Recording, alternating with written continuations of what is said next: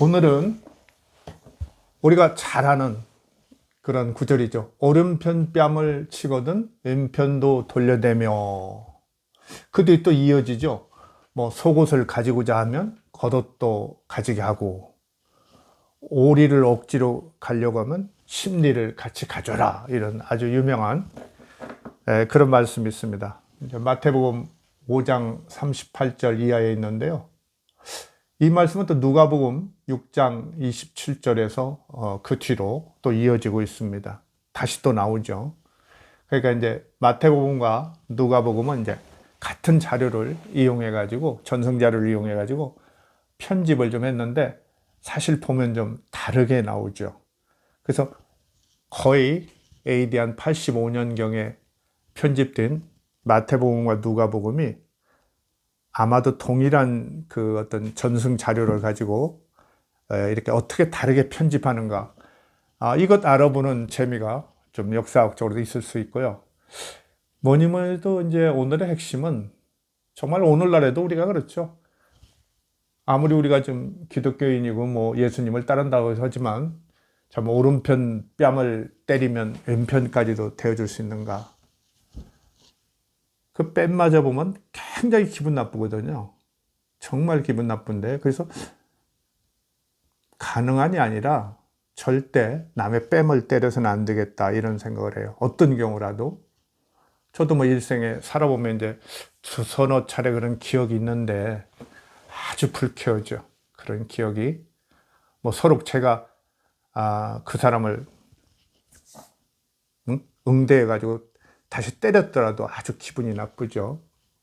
그래서 뺨 때리는 일은 절대 없어야겠다, 이 시대에는. 이런 거 하지만 뭐 예수님 시대에는 또 적지 않게 있었던 것 같고요.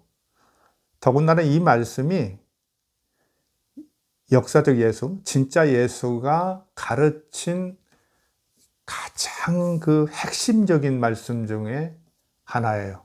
사실 우리는 비유 같은 것만을 많이 중시하는 경향도 있는데, 어떻게 보면 예수님이 가르친 진짜 가르침, 실제 비유도 아니고 직접 이렇게 해라, 이렇게 해라 하는 진짜 가르침이거든요. 그래서 예수를 따르는 사람은 어떻게 살아야 할 것인가, 우리가 그리스도인이라면 어떻게 살아야 할 것인가. 그런데 또한 뭐가 있냐면, 그러나 예수는 이때는 그리스도교라는 종교를 설립하려고 한 것도 아니고 그 이전이기 때문에 좀 더 달라요. 그래서 오늘날 우리가 교회에서 많은 목사님이나 또 신부님들, 이런 분들이 이제 가르치는 그런 해석하고는 또 다를 여지가 있거든요. 그래서 우리가 그 점을 이렇게 중시하면서, 누구나 잘 아는 것 같은 이 말씀, 참 유명한 말씀이죠. 뭐 저 주일학교 다닐 때도 아주 이런 말씀 많이 들었는데, 그러나 교회에서 가르치는 것과 예수님의 가르침은 또 다를 수도 있고, 더군다나 이 예수님의 이 진짜 가르침이니까, 이 진짜 가르침 그 극히 일부 조각이지만 거기를 통해서 이제 어떤 예수님의 진면목, 예수님의 가르침의 진면목을 우리가 알아볼 수 있는 좋은 자료죠. 어떤 분들은 좀 이미 좀 역사적 예수에 관심 있는 분들은 좀 들어서 알고 있다고 생각할 거예요. 뭐 저도 그렇게 완전히 특별한 건 아니지만 또 다른 이제 역사학적 관점이 있고 그러니까 좀 보시고 같이 한번 생각하는 그런 시간을 가졌으면 합니다. 특별히 예수님이 생각한 인간형.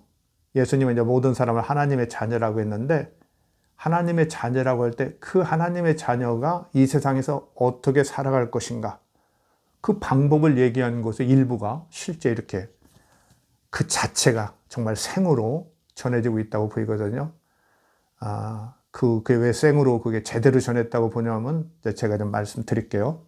자, 이제 성경 말씀으로 가볼까요? 마태복음 5장 38절. 또 눈은 눈으로 이는 이로 갚으라 하였다는 것을 너희가 들었으나. 우리가 이제 고등학교 같은 때 되게 배우나요? 눈은 눈으로 이는 이로. 이게 이제 복수율이죠. 뭐 탈리오의 법칙 이렇게도 얘기하고 그러는데, 그 옛날 고대의 법은 기본적으로 이게 그냥 갚는 거예요. 되갚는 거. 그래서 그걸 응보율 뭐 이렇게 두고 복수율 이렇게 두는데, 그냥 눈을 멀게 했으면 이리 와 하고 상대방의 눈도 이렇게 멀게 하는 거죠. 이를 부러뜨렸으면 이를 부러뜨리고. 우리가 이제 잘 아는 그 함무라비 법전, 기원전 한 1800년 전, 그때 이 법체계를 새겨놓은 그 비석이 있잖아요. 프랑스에 있는 걸로 알고 있는데요, 지금은. 원래는 이제 그 메소포타미아의 그 문명에서 나온 거죠. 그 고대 바벨론의 그 문화인데, 프랑스 사람들이 아마 그렇게 가져갔을 거예요. 근데 거기에도 이제 이런 법칙이 이렇게 적용됩니다. 그래서 우리가 성경에만 이런 게 있다, 이런 생각은 뭐 아주 잘못된 거고요. 성경책은 이제 우리가 말하는 그 모세오경, 이건 이제 뭐 BC 한 6세기에서 한 BC 5세기 요 사이에 이제 그 책이 완성되거든요. 그렇기 때문에 거기에 비하면 함무라비 법전은 기원전 한 18세기 엄청 앞서죠. 막 200~300년 앞선 거니까 우리가 너무 성경에 있는 그런 그 말씀만 아주 옛날 거고, 정말 이렇게 뭐 대단한 게 이렇게 하나님의 계시로 있다, 너무 이런 생각하면 안 돼요. 우리가 이제 그것을 이제 벗어나야죠. 그건 뭐 자유주의 신학이 이런 문제가 아니라 이제 신학 내에서의 문제가 아니라 역사학이 다 밝혀주고 있는 거기 때문에, 우리가 뭐 일반 역사학이 밝히는 걸 어떻게 부정합니까? 그 유물이 살아 있는데요, 분명히 드러나 있는데. 그래서 이제 눈은 눈으로 이는 이로 갚으라 하였다는 것을 너희가 들었으나, 그런데 이 구약 성경에 제가 알기로는 아마 정확하게 세 군데가 나와요. 밑에다 제가 써놨는데, 출애굽기 21장 24절, 레위기 24장 20절, 신명기 19장 21절. 그 사람을 다치게 하면 어떻게 한다, 이런 거 나오죠. 그런데 이제 그 복수율만 있는 게 아니죠. 그런데 신분이 좀 낮은 사람, 예를 들면 자기 종이랄지 이런 사람이 상처를 입었거나 이러면 그 주인은 눈은 눈으로 이는 이로 않고 대개 곡식이랄지 짐승 같은 걸로 받아요. 그래서 이건 대등한 사람과의 관계에서는 정말 눈은 눈으로 이는 이로 이렇게 한다, 이렇게 나오거든요. 물론 뭐 그 뒤에 가면은 이제 자꾸 이제 우리 시대로 가까울수록 이런 복수율이 조금 무뎌지죠. 그 대신 그걸 보상을 많이 여겨야죠. 보상을. 그렇죠? 사람이 이렇게 뭐 사실 누가 내 눈을 멀게 했으면 상대방도 눈을 멀게 하면 제대로 안 갚음을 하는 거겠지만, 그게 뭐 그때는 시원할지 모르지만 어때요? 두고두고 불편하죠. 그래서 뭔가 또 이제 보상을 받는 방법, 이런 것들이 이제 법적으로 이렇게 생겨나는 거죠. 그건 우리가 머릿속에 넣고요. 어쨌든 구약시대, 이 모세오경에는 그 율법에 3번 정도 이렇게 보이고 있다. 그래서 이제 되갚으라는 거죠. 그대로. 즉각적으로. 나는 너에게 이르노니 악한 자를 대적하지 말라. 누구든지 내 오른편 뺨을 치거든 왼편도 돌려대며, 여기 나옵니다. 또 너를 고발하여 속옷을 가지고자 하는 자에게 겉옷까지도 가지게 하며, 누구든지 너로 억지로 오리를 가게 하거든 그 사람과 심리를 동행하고, 내게 구하는 자에게 주며 내게 꾸고자 하는 자에게 거절하지 말라. 악한 자를 대적하지 말라. 악한 자를 대적하면 좀 요새 날도 손해보는 경우가 많죠. 그래서 우리들도 그냥 어지간하면 참고 넘어가는 경우가 있죠.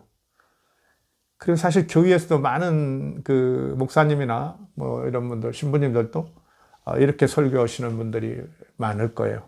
악한 자를 대적하지 말고 그냥 오른뺨 때리면 왼뺨도 대주고, 그렇죠?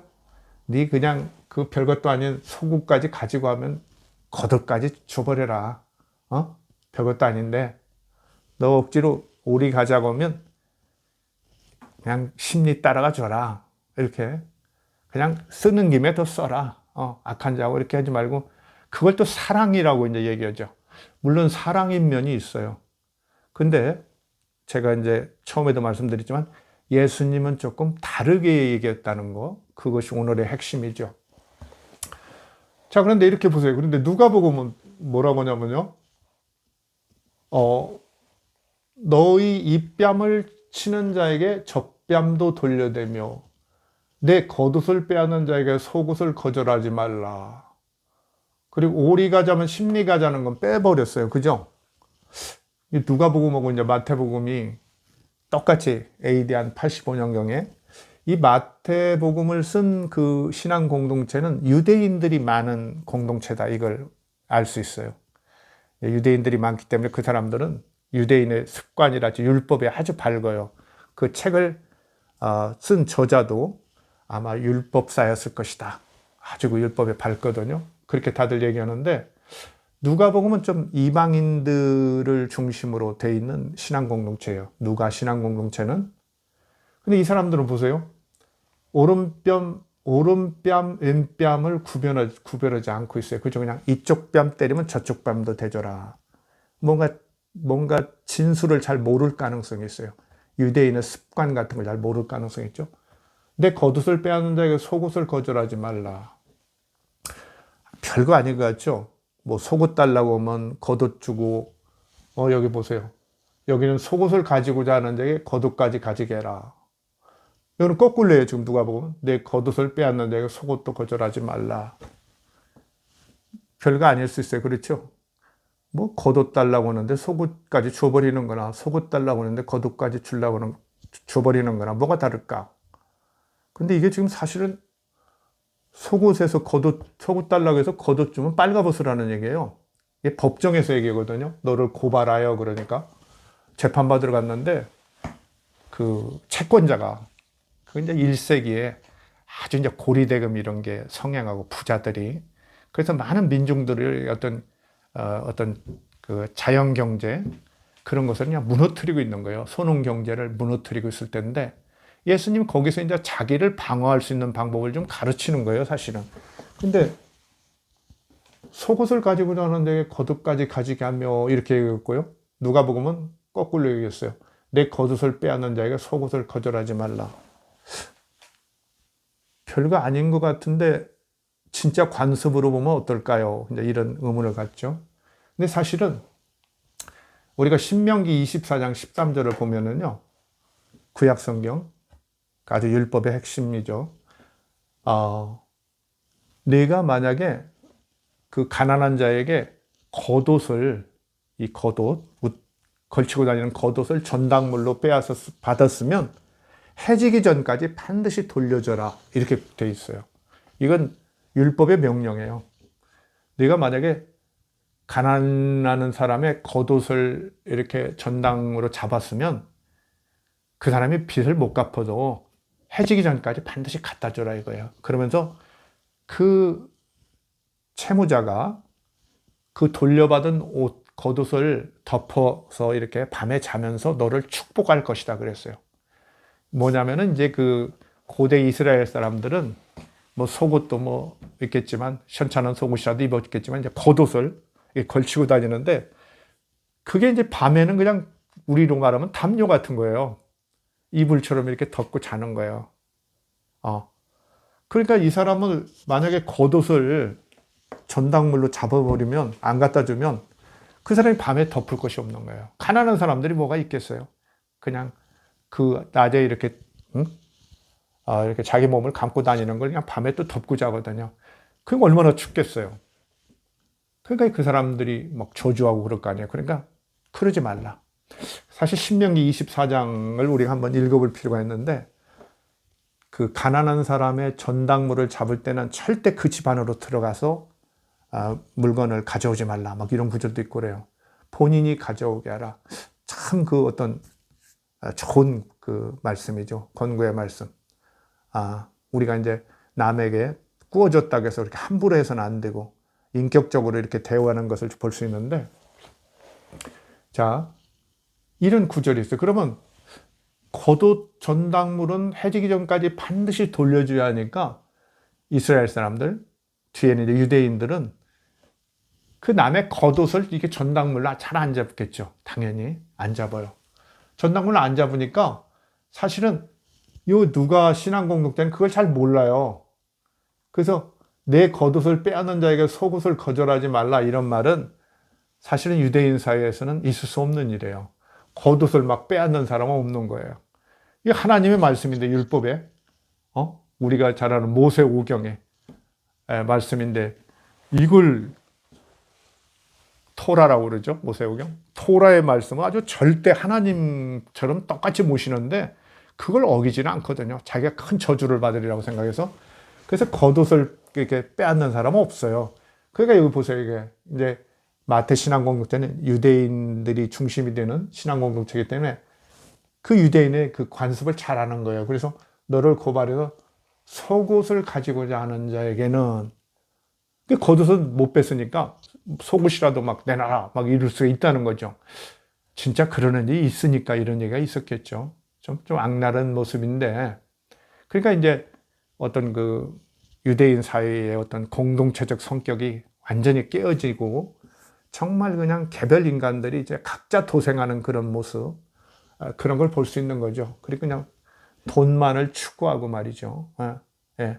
그 이제 돈을 가지고 이제 유대인 부자들이나 귀족들은 또 로마의 어떤 권력자들로 연결해서 아주 그 자기 후견인으로 이렇게 삼고, 자기 안전을 구하고 권력을 또 추구하고 그러는 모습이 이제 로마 제국과 식민지 사회의 어떤 그런 상호 관계인데요.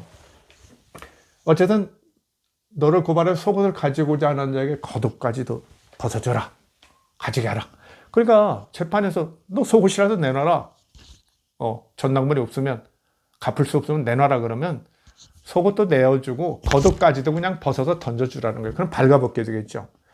근데 이제 그 이스라엘에는 우리가 잘 알죠. 노아가 이제 술 취했을 때 그 아들들이 아버지가 이제 발가벗고 있으니까 그 모습을 보고 그냥 본 친구, 어떤 사람은 가서 조용히 이렇게 아버지 하체를 갈아준 사람, 뭐 이래가지고 막 축복도 받고 저주도 받고 그러죠. 그래서 그 유대인의 그 풍습에는 남을 발가벗기는 사람도 물론 문제고요. 그 다음에 발가벗은 모습을 보는 거, 그 성기나 이런 걸 그냥 남의 걸 이렇게 무단히 보는 거, 이런 것도 굉장히 저주받는 행동이거든요. 그러니까 싹 벗어서 던져버리면 어떻게 되느냐? 깜짝 놀라겠죠. 다들 뒤집어지겠죠.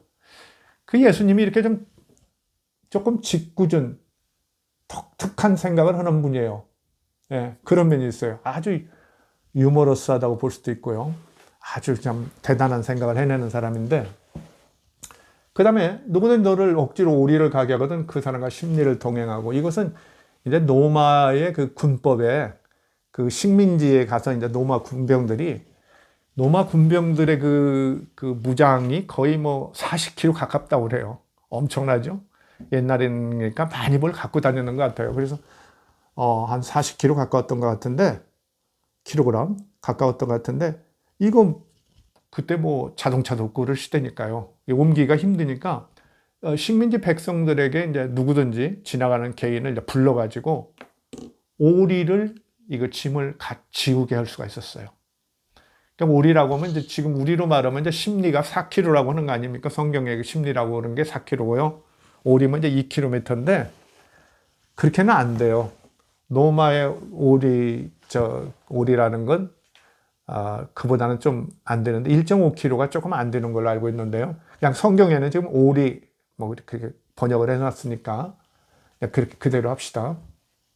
그 로마 병정이나 아니면은 로마 군대에 또 예속된 식민지 백성으로서 또 그 로마 군대에 차출돼 가지고 이렇게 보조 업무를 한다거나 이거 지방에서 이렇게 하는 그런 사람들도 있거든요. 그런 사람들이 너를 억지로 오리를 가게 하거든 그 사람과 오리를 더 가주라는 거예요. 어떻겠어요? 우리가 이제 일제시대라고 생각하면 일본 군인이나 헌병이 우리 보고 그 자기 짐을 오리를 법에서 가자. 기분 되게 나쁘겠죠. 기분 나쁠 거예요. 근데 오리 가자고 하면 결국 안 갈 수도 없는 거거든요. 근데 그때 갈 때 다 가서 이제 오리를 다 갔는데, 한 1.5km 갔는데, 내가 더 가자. 뭐 할 수 있다. 뭐 이러고 나서보라는 거예요. 이게 별거 아닌 것 같지만 어떻겠습니까? 그 노마 병정 어떨까요? 굉장히 당황하겠죠. 노마 병정도. 그걸 이제 노리는 거예요. 근데 제가 이제 오늘의 이제 포인트가 오른편밤을 치고는 이제 왼편도 돌려주며 이것 때문에 그걸 좀 길게 설명해야 하니까 다른 건 이 정도로 하면 이제 여러분이 좀 아실 거고요. 내게 구하는 자에게 주면 내게 꾸고자 하는 게 거절하지 말라. 너에게 이르노니 너희 원수를 사랑하며 너희를 박해하는 자를 위하여 기도하라. 이같이 한즉 하늘에 계신 너희 아버지의 아들이들이니. 거창하죠? 이는 하나님 그 해를 악인과 선인에게 비추시며 비를 의로운 자 불의한 자에게 내려주심이라. 그러므로 하늘에 계신 너희의 온전하심과 같이 너희도 온전하라. 전에 제가 한번 말씀드렸죠. 하나님의 자녀, 하나님의 아들이 된다는 건 이렇게 원수를 사랑하고 자기를 핍박하는 자를 위해 기도함으로써 하나님처럼 온전하게 되는 것을 목표로 이렇게 사는 것이다. 이런 얘기를 했는데요. 누가복음은 어떻게 썼나 보세요. 자, 오리를 가자거든 십리를 동행하고는 빼버렸어요. 지금 그죠? 누가복음은 이제 이방인 공동체인데 굉장히 그 로마 제국을 더 좀 신경을 써요. 다른 복음서들도 마찬가지지만 로마에 대해서 신경을 많이 쓰거든요. 그렇죠. 함부로 말했다가 이제 그 종교 선교랄지 이런 거 자체가 어려워지니까. 근데 어쨌든 이 친구들은 누가 신앙 공동체는 더 그 신경을 썼던 것 같아요. 오리를 가거든 십리를 동행하고는 빼버렸어요. 내게 구하는 자에게 주면 내 것을 가져가는 자에게 다시 달라 하지 말며. 그 다음에 황금률을 딱 넣었죠. 남에게 대접을 받고자 하는 대로 너희도 남을 대접하라. 이 편집이 그렇죠. 그 저자들의 기준에 따라서 좀 얼마나 왔다 갔다 할 수 있는 건가. 지금 어울리지 않게 지금 남에게 대접을 받고자 하는데 너희도 남을 대접하라는 황금률이 여기에는 딱 어울리지 않거든요. 그걸 이제 딱 써놨어요. 그 다음에 35절쯤 가면 오직 원수를 사랑하고 선대하며 아무것도 바라지 말고 꾸어주라. 그러면 너희 상이 클 것이요.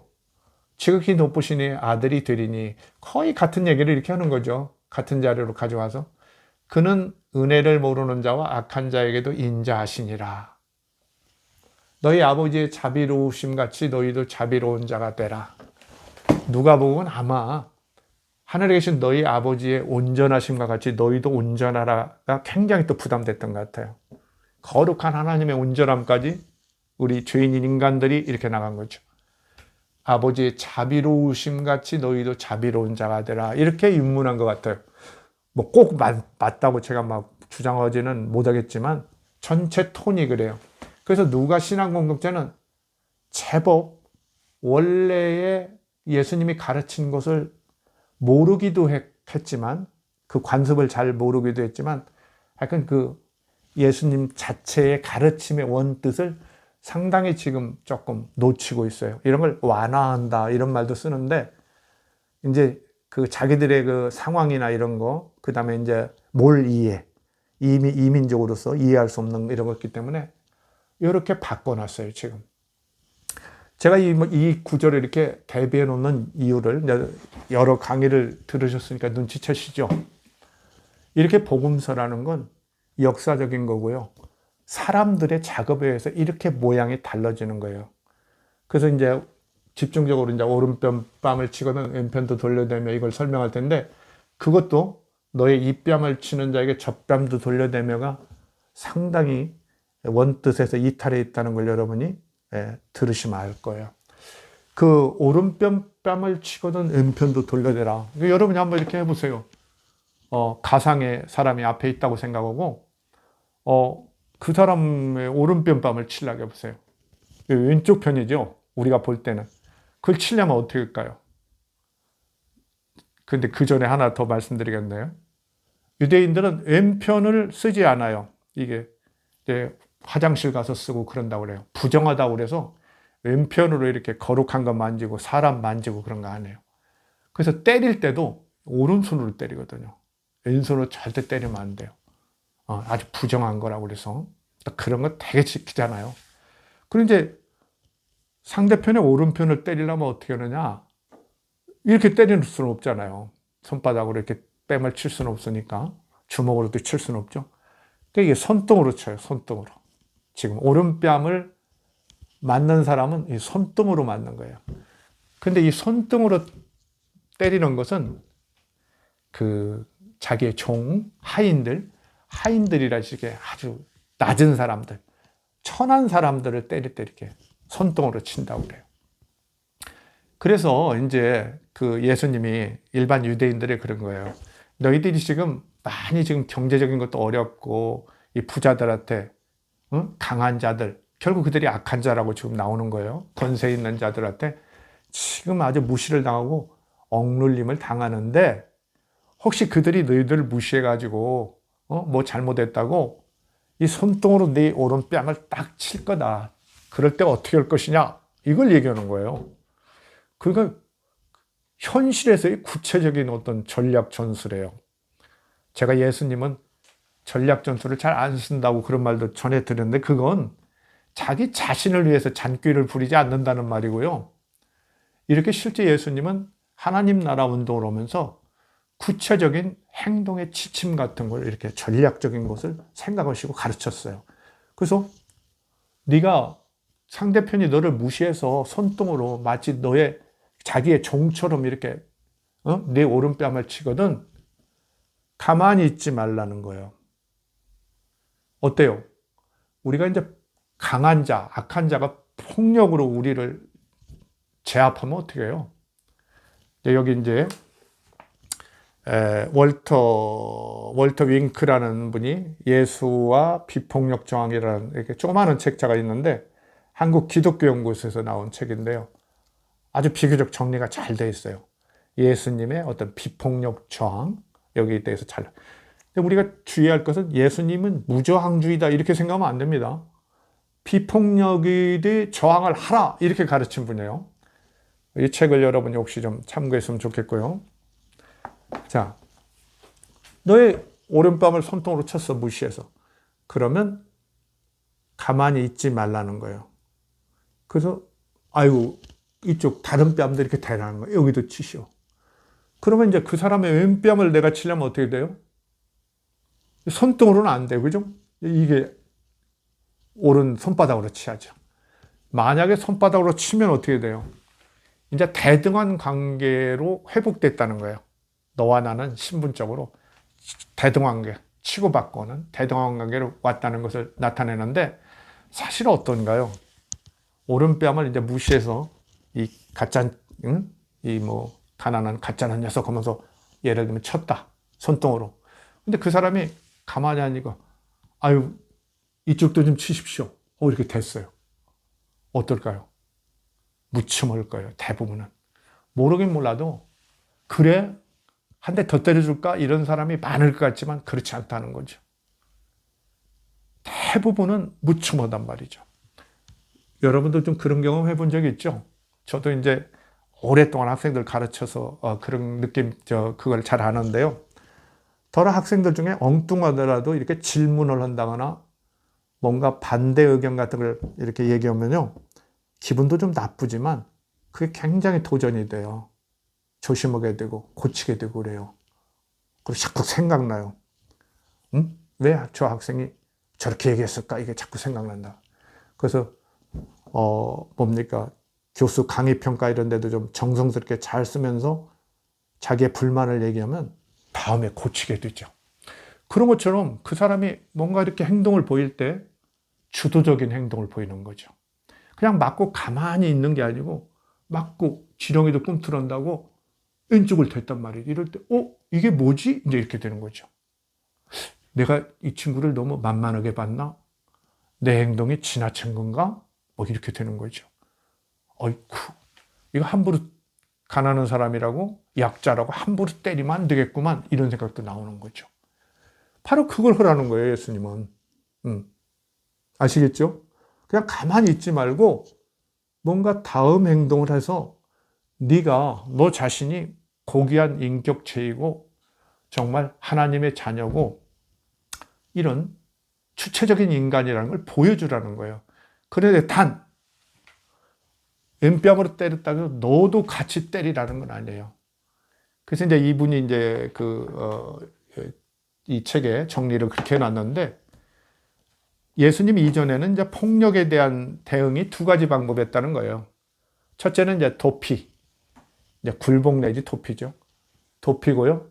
하나는 맞싸움, 싸우는 거예요. 그러니까 누가 때리면 눈에는 눈, 이에는 이식으로 달려드는 게 대원칙이고요. 그러나 그렇게 달려들다가 진짜 강자한테 크게 당하는 수가 있잖아요. 악한 자에게 크게 당하는 수가 있으니까 대부분 사람들은 어때요? 그 사람들의 뒷배경이나 그 사람의 힘, 재력 이런 걸 봐가지고 참고 그냥 말아버리죠. 그래서 그냥 도피, 굴종하는 거죠. 그것과 또 하나는 맞싸움, 싸움, 폭력으로 폭력을 대하는 이런 두 가지 방법이 있다고 그래요. 근데 예수님은 지금 그 사람이 때릴 때 너도 마저 때려라 이렇게 구약 시대 이래 아니 전 인류가 갖고 있는 어떤 공동의 어떤 그런 마음, 복수하고 싶은 그 마음, 그걸 권하지도 않아요.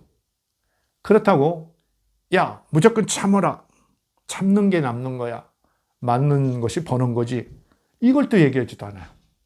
굴종, 도피, 회피, 뭐 달아나라 이렇게도 않죠. 달아나라 이렇게는. 예수님은 지금 뭘 얘기하냐면 네가 맞으면 조용히 너의 존재를 과시해라, 드러내라. 그래서 상대방이 너의 존재감을 느끼게 해라.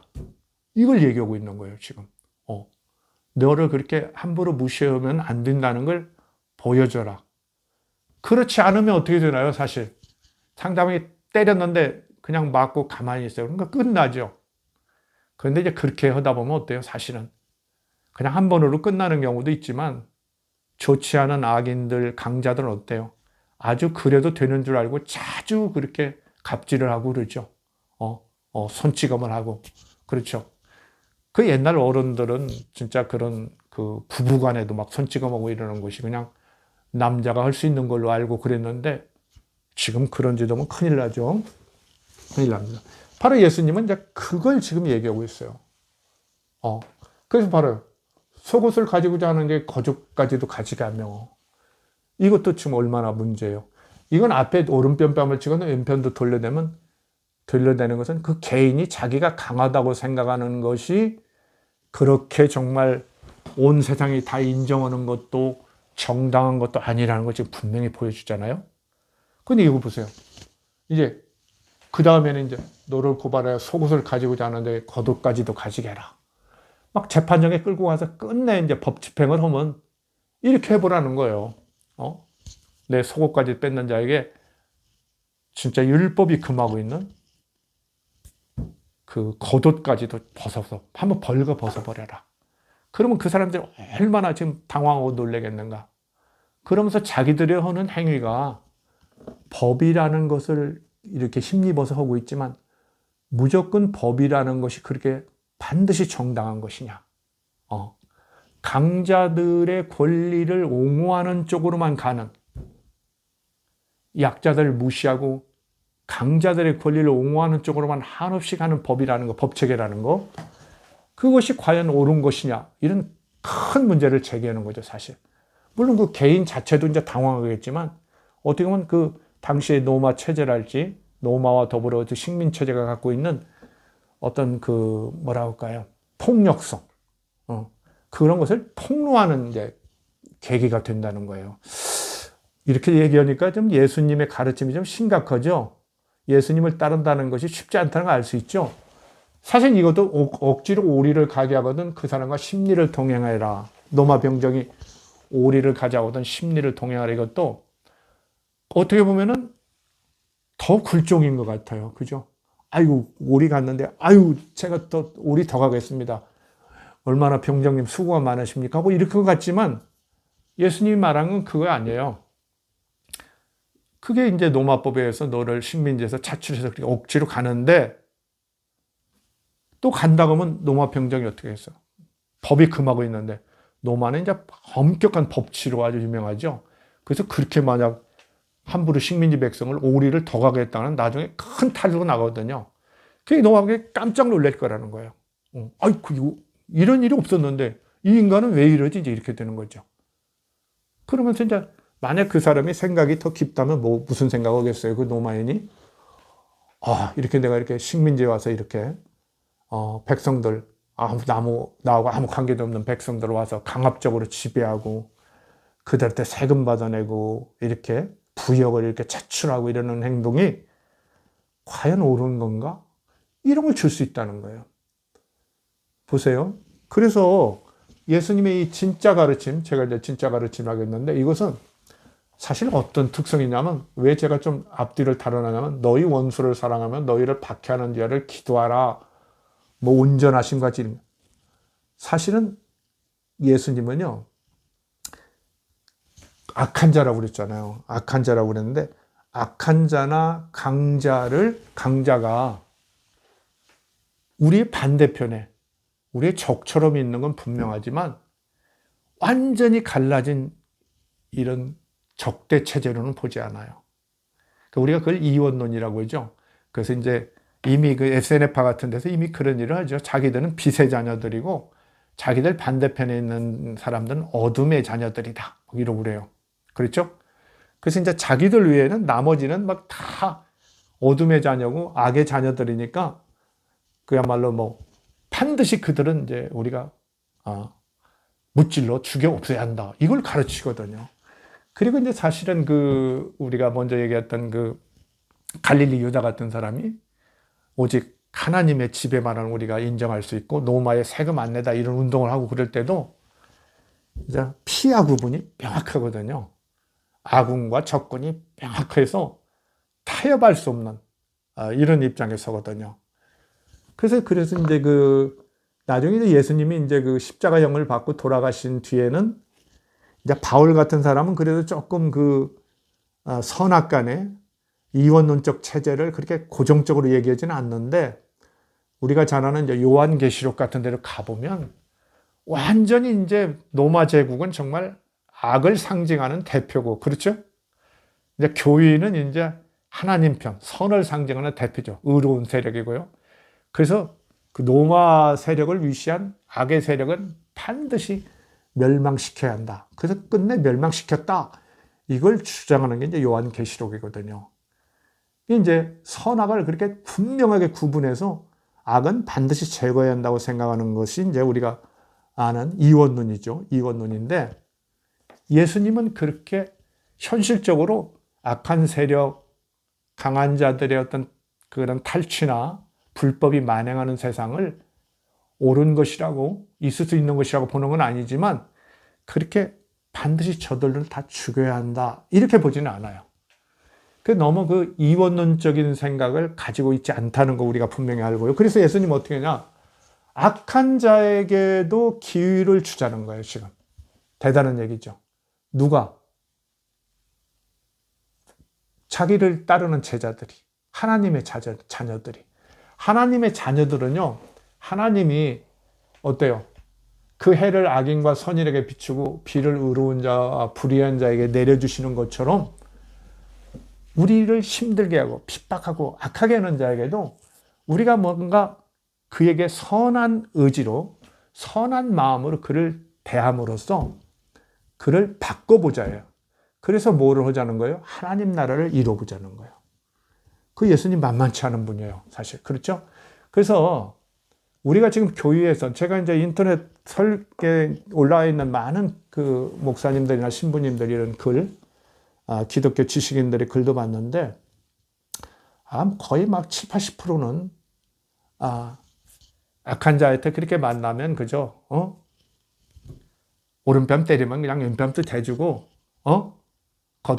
속옷 달라면 겉옷도 내주고, 그렇게 그냥 받아들여라. 그렇게 선하게 그냥 받아들이면 그들도 인간인데 그들도 돌아서는 자가 꽤 있을 것이다. 이런 분도 있고요. 그냥 너 자신을 위해서도 그렇게 악한 자에게 맞서지 말고 그냥 굴종해라. 복종해라. 그냥 네가 그냥 받아들여라. 그래야 속 편하다. 이렇게 가르쳐요. 그 왜 그렇게 가르칠까? 내가 이렇게 생각해 봤어요. 그 사실 현실 생활에서 이렇게 우리가 생각 있는 약자가 된다는 게 괴로운 일이긴 사실이에요. 그렇죠? 뭔가 모션을 취하려면 괴롭죠. 더군다나 약자가 말이죠. 근데 예수님은 지금 약자들에게, 세상에서 버려진 죄인이라고 여겨지는 그런 약자들, 아주 가난한 농민들, 이런 사람들을 향해서 그러는 거예요. 너희도 하나님의 자녀다. 너희도 하나님의 자녀야. 그냥 가만히 있지 말고 악한 자들, 강한 자들이 너희들을 무시하고 함부로 대하고 폐악질을 하고 법으로서 너희들을 억압하거든. 이렇게 너희도 꿈틀에 단 뭐냐면 하나님께서 의인과 악인을 똑같이 사랑하듯이 너희도 그래 하니까 사랑으로. 그래서 원수를 사랑하라는 거예요. 자기를 핍박하는 자를 위해서 기도하라. 그 사랑하는 마음으로 대응하라 이거예요. 어떻게? 폭력으로 하지 말고 비폭력적으로. 알겠죠? 그래서 예수님의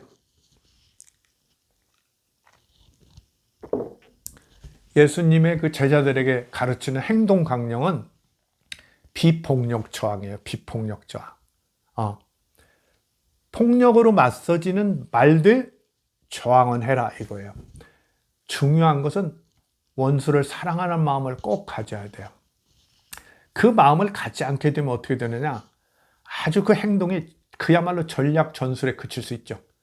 어쨌든 약한 자가 꾀를 써가지고 악한 자를 조금 골탕 먹이고 부끄럽게 하고 무너뜨리려고 하는 그런 정말 또 하나의 싸움으로 가면 안 되는 거죠.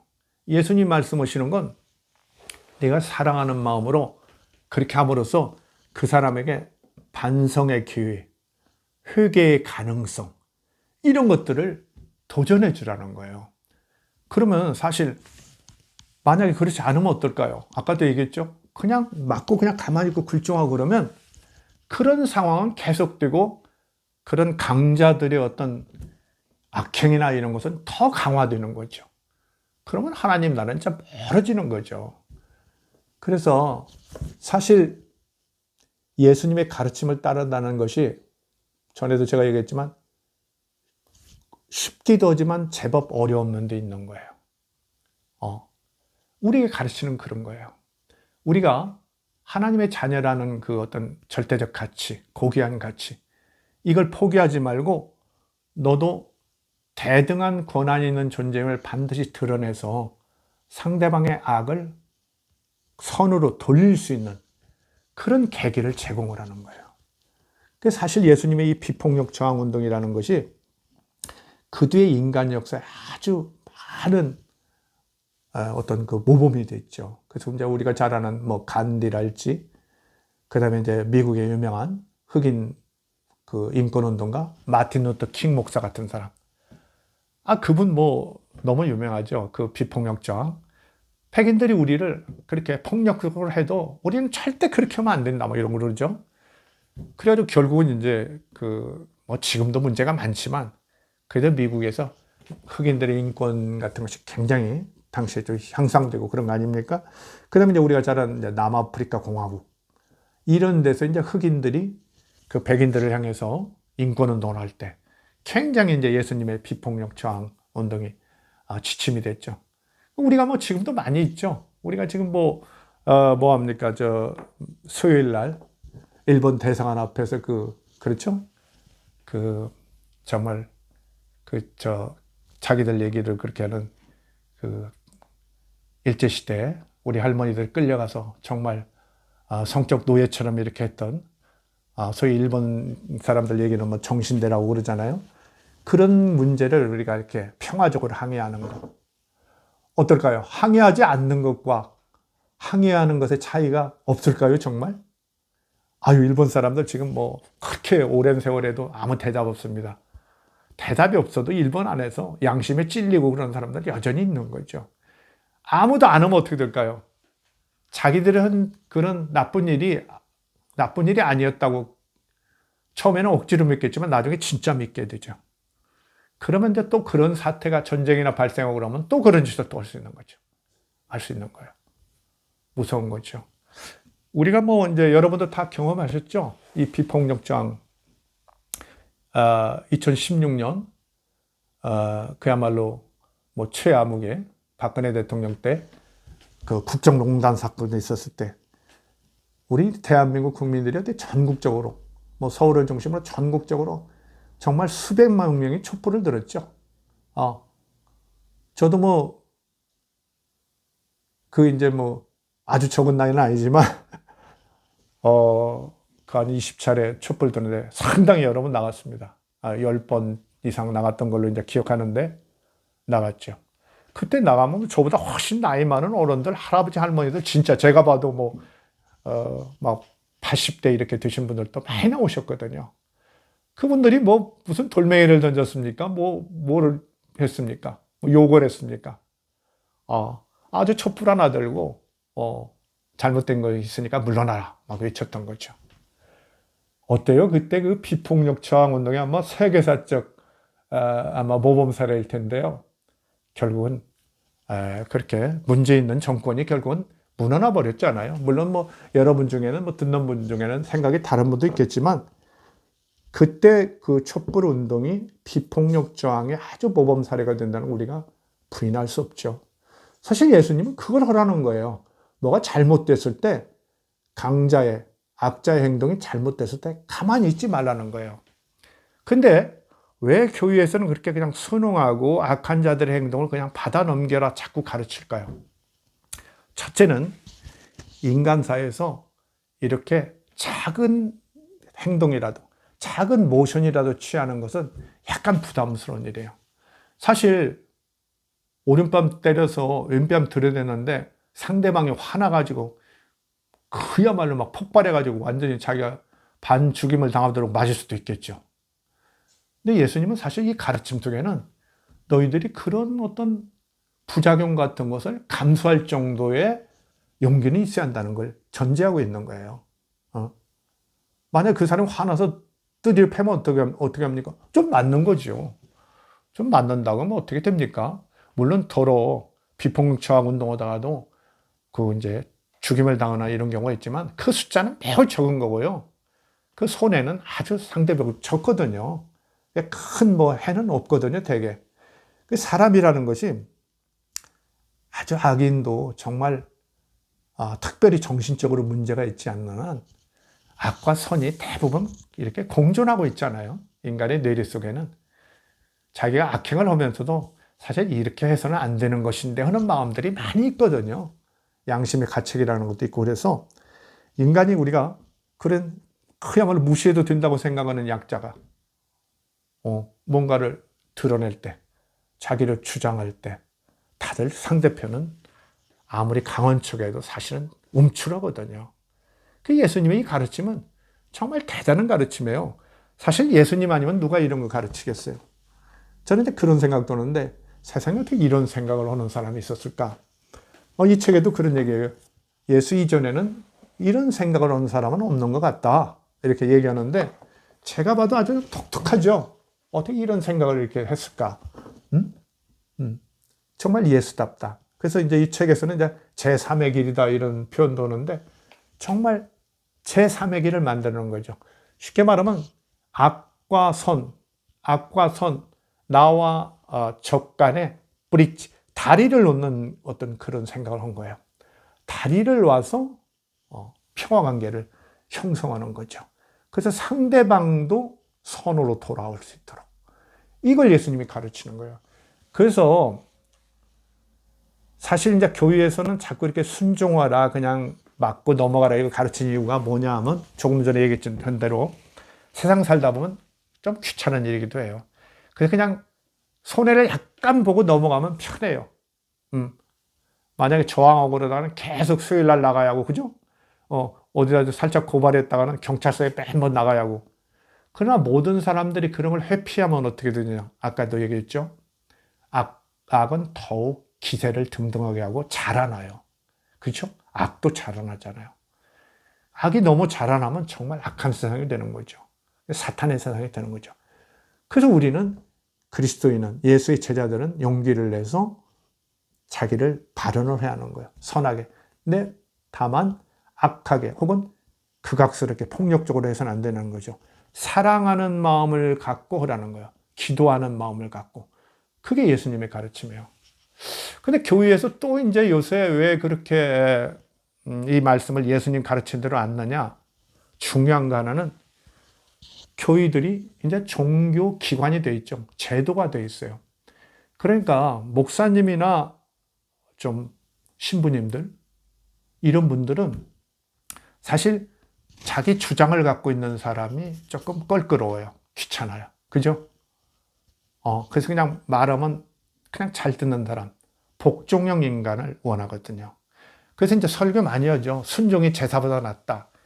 그거 구약 시대에 그 사울하고 그 사무엘하고 그 권력독 다툼을 할 때 나온 얘기인데 그거 인용해가지고 그냥 순종해라. 조용히 있어라. 그래서 교회에서 무슨 뭐 재직회 같은데 좀 약간 조금 내용 있는 발언하고 그러면 굉장히 싫어하죠. 어떤 교회 목사님은 뭐 그런 발언하고 그러면 뭐 교회 나오지 말라고 그런다는 얘기를 진짜인지 어쩐지 들어본 적이 있는데 말도 아닌 거죠. 말도 아니에요.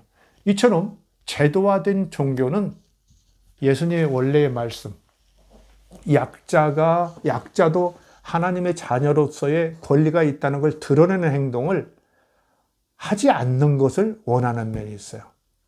그래서 제가 생각하기에는 이제 제 강의를 듣는 분들, 목사님도 계시고 뭐 이럴 텐데 그 목사님이나 신부님들 중에는 뭐 제도를 보호하기 위해서 자기 교권을 보호하기 위해서 꼭 그런 설교를 하는 건 아닐지라도 전통적으로 이제 그걸 잘 모르는 분들이 있는 거죠. 모르고 그냥 그렇게 지금도 계속 그런 식으로 가르치는 게 있는데 예수의 원래 가르침은 그게 아니라는 거예요. 사실 어때요? 우리가 약자들이라도 이렇게 자꾸 발언을 하고 자기를 드러낼 때 어땠어요? 그 2016년 그 가을에서 겨울에 그 촛불 들 때, 아이, 뭐 그 촛불 들어, 그거 해서 뭐 되겠어? 그러고 정치는 뭐 다 똑같은 놈들이야. 뭐 이러면서 우리가 안 나갔더라면. 그래서 처음에 뭐 촛불 몇백 명이나 이런 사람이 들었잖아요. 그 상태로 내뱉었다면 어떨까요? 그대로 뒀더라면. 역사가 이루어지지 않죠.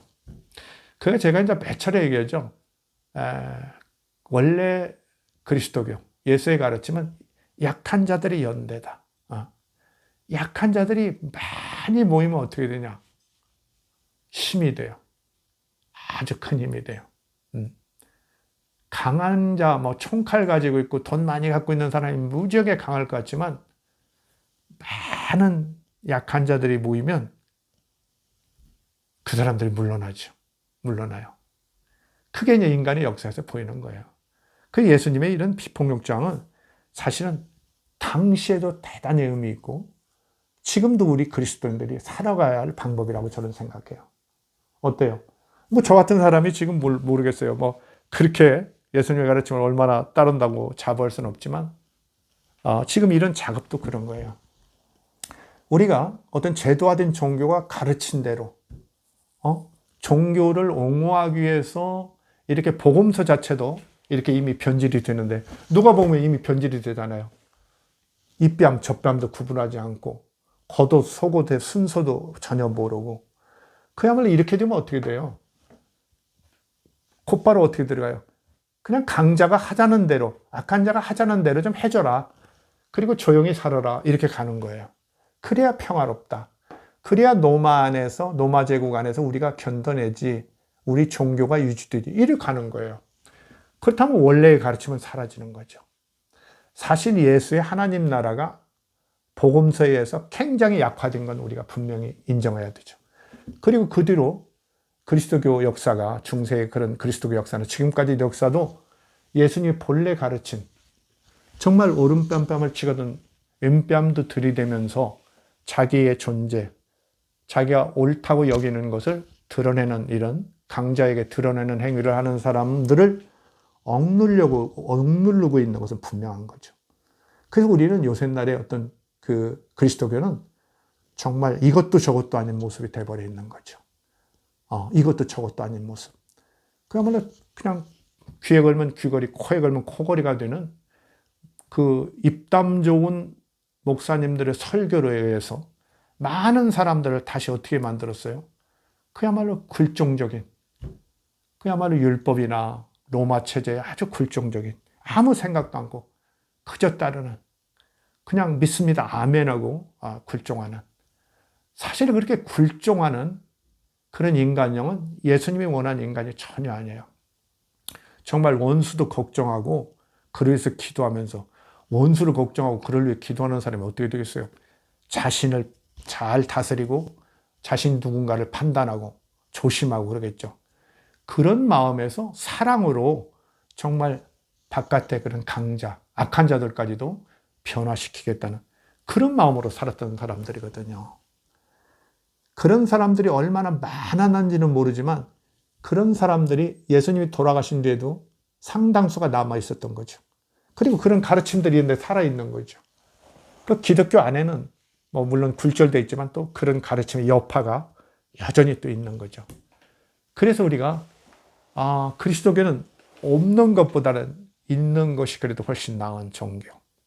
특별히 이제 역사적 예수를 찾는 이런 작업이 바로 이렇게 문제가 많은 기독교를 또 다시 되돌리는데 이렇게 큰 의미가 있기 때문에 저 같은 사람이 이렇게 좀 노력을 하는 거고 여러분도 이렇게 다시 보는 건 아닙니까?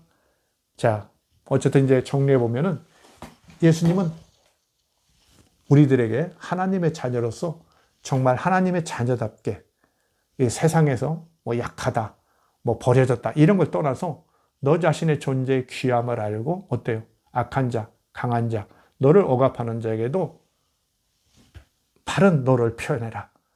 선한 가르침을 드러내라. 사랑하는 마음으로. 이걸 가르친다는 거예요. 그래서 이걸 우리가 꼭 명심하시기 바라고요. 또 하나 우리가 이제 이걸 좀 알 수 있어요. 사실 예수님의 이런 가르침을 보면 예수님이 전통적 메시아가 아니라고 하는 학자들, 뭐 저 자신도 포함해서 이런 사람들의 주장이 맞을 가능성이 아주 높아지죠. 왜? 사실 구약 성경이 말하는 메시아는 하나님으로부터 큰 권한을 받아가지고 어때요? 제국들, 정말 강한 자의, 악한 자의 그 표상인 제국들을 완전히 정복시키고 하나님 나라를 이루는 그야말로 강력한 제왕이죠. 무력으로 사실은 정복하는 정복의 제왕이거든요. 그런 모습하고는 전혀 다르죠. 예수님이 가르치는 것은. 악한 자라고 그들을 반드시 죽여야 한다고 생각하지 않아요. 악한 자가 뭐냐? 하나님 안에서 다 하나님 자녀지. 너희들이 악하고 뭐 의인이라는 것이 무슨 차이가 있느냐? 사실 그런 말도 하는 거죠. 사실 선인, 의인과 악인의 차이가 무지하게 나기도 하지만 대부분의 경우는 어때요? 정도의 차이죠. 그리고 또 정도의 차이만이면 좋은데 더러 자기가 의인이라고 생각하고 상대방을 악인이라고 생각하는 사람들의 상당수, 특히 우리 종교인들, 특히 그리스도교인들 중에는 착각하는 경우가 많아요. 자기는 그냥 그리스도교인이니까 의인이고 그 밖의 사람들은 다 악인이라고 생각하는 그런 또 착각 속에 사는 경우도 있거든요. 그래서 예수님은 하나님께서 이 땅을 선하게 창조하고 모든 사람을 사랑한다는 것을 전제로 해서, 이원론이 아니죠. 전제로 해서 악한 자도 되돌아올 수 있는, 회개할 수 있는, 그 회개하는데 내가 연결고리가 되라는 거죠. 이미 하나님의 자녀가 된 사람들은, 회개한 사람들은 그 연결고리가 되라. 그렇게 함으로써 하나님 나라가 이루어진다는 거예요. 그래서 전통적 메시아 그 주의처럼 뭐 하늘에서 막 군대를 끌고 와서 이렇게 세상 제국을 무너뜨리고 이스라엘 사람들이 왕 노릇하는 그런 메시아 왕국이 아니라 예수님은 이렇게 미리 깨달은 하나님의 자녀들이 악한 자들을 이렇게 사랑으로 그들을 도전함으로써 비폭력적으로 저항함으로써 그들을 바꿔가면서 이 세상을 이룬다는 아주 현실적 하나님 나라 운동론이에요. 이걸 꼭 잊으시면 안 됩니다. 여러분이 이제 그동안에도 하나님 나라를 많이 얘기해서 길게 얘기했는데 이렇게 예수님의 하나님 나라 운동은 아주 현실적 운동이고 그 유대인의 메시아주의나 이건 다르다. 그런데 이제 왜 메시아, 그리스도죠. 그리스도가 예수님은 됐냐? 그것은 그런 메시아주의 전통에 아주 젖어왔던 유대인들이 중심이 돼서 예수님이 돌아가신 후에 예수를 부활하시고 하늘나라에 올라가신 정말 우리를 구원할 구세주라고 그 전통적 메시아주의에 입각해서 예수를 그리스도로 이렇게 정말 규정해 갔기 때문에 오늘날 우리가 받아보는 이 복음서랄지 이런 신약성경의 가르침은 그 그리스도론에 의해서 예수 그리스도를 의해서 쓰여진 책들이거든요. 그렇기 때문에 예수님이 마치 전통적 유대인의 그 메시아다. 이렇게 사실 써 있단 말이죠. 그래서 우리가 그것은 역사적으로 분명히 그것은 다른 것이니까 여러분도 구분해서 이해하시면 되겠습니다. 이만 마치겠습니다. 감사합니다.